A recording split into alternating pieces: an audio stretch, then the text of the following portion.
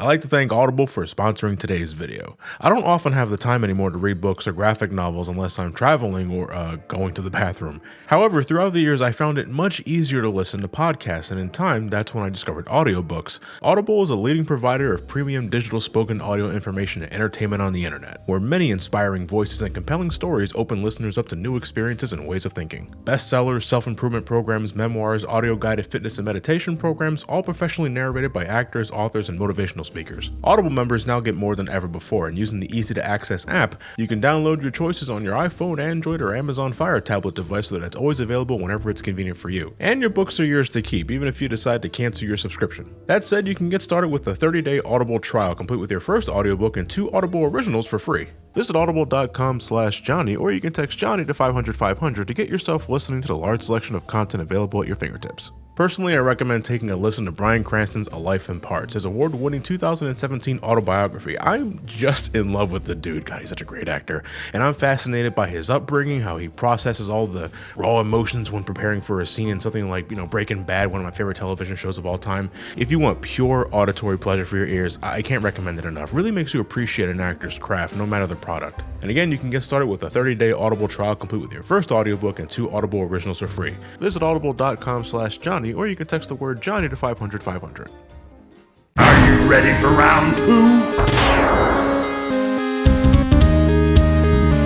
Welcome back to another edition of Round 2, where I take a second look at a game I already reviewed, in the case that it's been patched or changed considerably since launch, or re-released with added content, and in the case of today's subject, Cave Story, need I say more?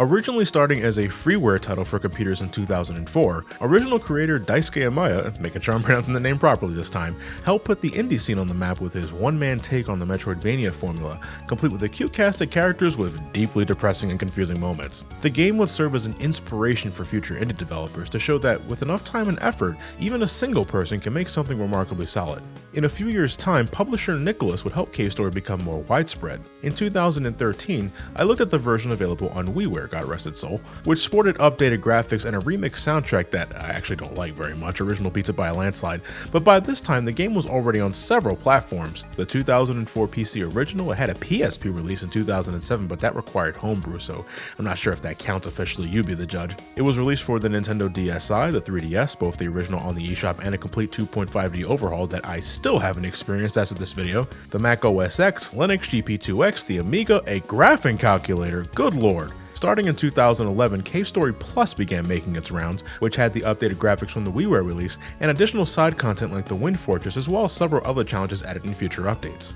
Cave Story Plus for the Nintendo Switch is the latest of these re-releases and has even more features added to it, namely the addition of local co-op.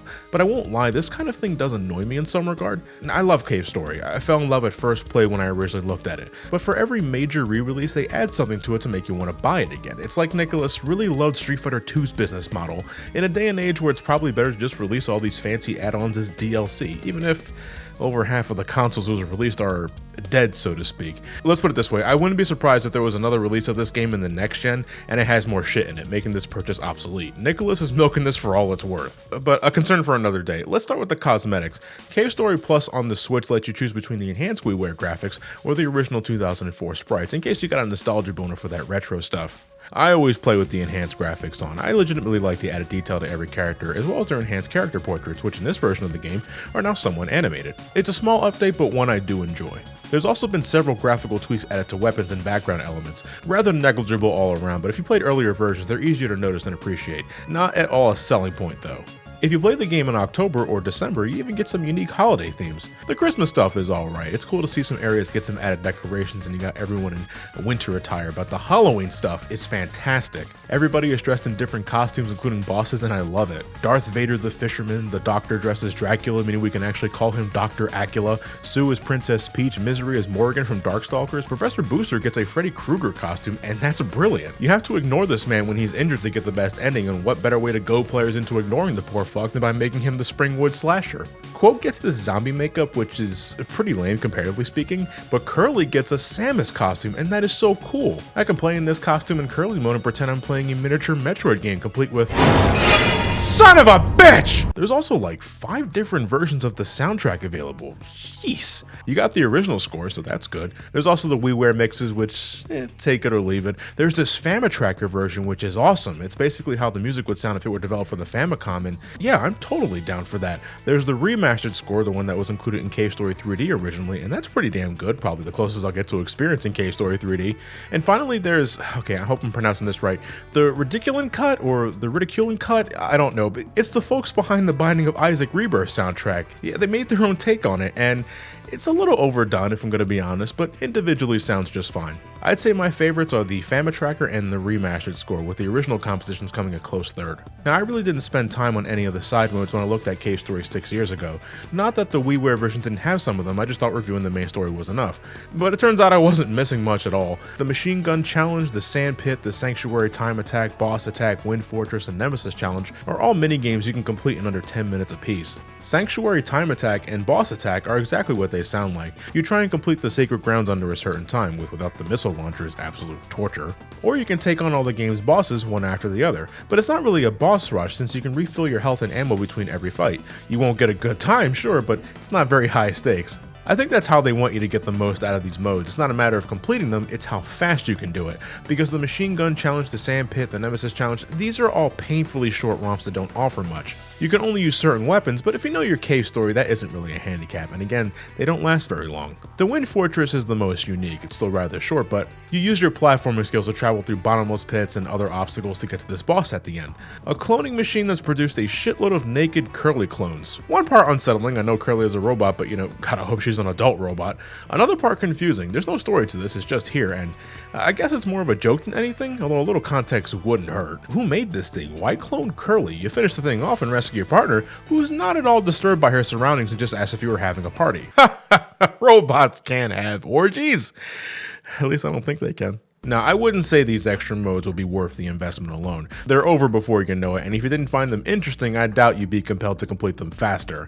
Then again, there are times where I find speedrunning something more interesting than playing it normally, so maybe that can happen, who knows. The main story mode is still the real attraction, and now on the Switch you can play with a friend. Simultaneous co-op. You and a friend partake in Cave Story's fast-paced adventure together through the caverns below the surface, and as you complete certain objectives, you can even unlock new skins for Player 2, and only Player 2. I don't get this at all. It's all cosmetic, I know, but I have no idea why Player 1 cannot pick any costumes. Your quote, the mute robot, your interaction doesn't amount to much. You can get away with having him in different getups. If Samanosuke can save feudal Japan in a fucking panda suit, Quo can save the Amigas as a naked Curly clone. Ugh. But the thing is, this game wasn't really built with co-op in mind, and it shows. We recently did a co-op playthrough over on SGB, and I gave my brother Elliot and my friend Matt the completely wrong impression, which is my fault to some degree. I always think it's important to play the game for yourself to get full perspective on it instead of just, judging by looks. And if you're ever thinking of picking this game up, you need to play the game as originally intended, by yourself. Unless both players are on equal skill levels, then you're in for a miserable time. If one player dies, both players die, and that alone is overly dumb and punishing. Cave Story can be difficult at points. It doesn't get obnoxious until the end game, but in a game where you can be swarmed with tiny creatures or fall into instant kill spikes, a game that requires precise platforming at times, with controls that are admittedly clunky when it comes to traction and floatiness, now you can let one player do all the work and have the second player teleport to the first player to get a move on. You can even have player 2 drop out with the push of a button in the menu, and then bring them back when it's safe to do so, so that's a way to mitigate the issue. But if you actually want to play co-op, specifically for boss fights, you both need to be on your A game if you want to clear together, and it ain't easy, which is why I would recommend playing on easy mode to give players double defenses and to make enemies easier. That should make things better, and really should have been how we recorded the playthrough, so sorry Elliot, but hey, maybe we can try again later. In the meantime, I'm perfectly content with just playing the game normally, and yeah, it still holds up. I'm still revisiting this game today. The controls still take some getting used to, especially when you gotta make some tight jumps, but it's still fun getting new weapons, collecting nachos to make them stronger, and wiping out all the cute little critters that stand in the way. It's an Undertale genocide route that's actually fun. I'm at a point where even the Bloodstained Sanctuary isn't that much of a problem for me. It's still a horrible, horrible difficulty spike that asks for too much given how the rest of the game challenged the player previously. And don't ask me to speedrun it, I'm taking my time, motherfucker. But once I get to the bosses, it's not so bad anymore. I forgot how short this game was. For this revisit, I decided to play Curly mode, and I even decided to skip getting the Spur, the best weapon in the game, in favor of the machine gun, since I really like using it as a makeshift hovering tool. It took me just 3 hours to reach the final fight with Balos, but then I couldn't finish the game because trying to finish the Bloodstained Sanctuary without the Spur is next to fucking impossible. So I did another playthrough where I did get the Spur, and I was back to endgame in about 2 hours. It helps that you can now skip cutscenes and item notifications in this version of the game, but there's also a few other quality of life changes implemented, mainly focused on backtrack reduction, which was a problem I did have in the original. You can now hold up to 2 jellyfish juices in the bushlands, meaning you can get the optional bubble weapon and the plot important items in a shorter amount of time. You can carry all 5 dogs at once in the sand zone and deliver them to Jenka at the same time, and it all looks so adorably goofy. If for some reason you decide to be a good person and check on Professor Booster after seeing him fall, you can now decline the inferior booster boots and keep his ass alive for the better ending. Before, if you even thought about talking to him, that was it. You're out of the best ending, and I still don't get that. I also still don't get what's the correlation between not talking to him and the tow rope showing up to save Curly after this boss fight. They have nothing to do with each other. I love this game, but it's pretty fucking incoherent at points. And don't get me started on the whole demon crown thing. It's bad enough we get this dude Balos who just shows up with some clumsy exposition, but the demon crown, the whole thing that kicks the plot off, the MacGuffin the evil doctor uses to conquer the Mamigas, Misery, her, demanded that Balos create it, but then Misery has to obey whoever wears the crown? Where did that come from? What the fuck? Was it Balos acting in retaliation? Did he curse it? Why did Misery tell him to make the crown at all? What was she going to use it for? She's already a powerful witch, and I'm sure Balos didn't have to make it given how powerful the game makes it out to be. What power did Misery have over Balos? This is always a part of the game I didn't like, and the more I think about it, the worse it gets. But whatever, at this point, I'm not playing the game for the story. I like characters in the story, but the story itself is rather nonsensical. I still recommend Cave Story, and for the Switch, you're getting the best version of the game. For now, we'll see how that turned out in another 6 years from now. All the quality of life updates, the enhanced graphics, the extra modes that, yeah, aren't much as is, but harmless time sinks nevertheless. It's still sold for full price on the eShop, $30, but I see it at Targets, GameStop, and Amazon for under $18, so try and get a physical copy if you can. Cave Story is still going strong, but $30 is overkill. That said, please let me know in the comments below what you guys would like to see next for round 2. Cave Story Plus was the next planned revisit, but now I leave it up in the air. I'm leaving it up to you guys to decide what's next in the round 2 docket, and when I have some time to kill, when I'm working on like another big versus video, then I'll spare some time to, do another one of these videos. But that said, thank you all for watching. Have yourselves a fantastic night, and take care.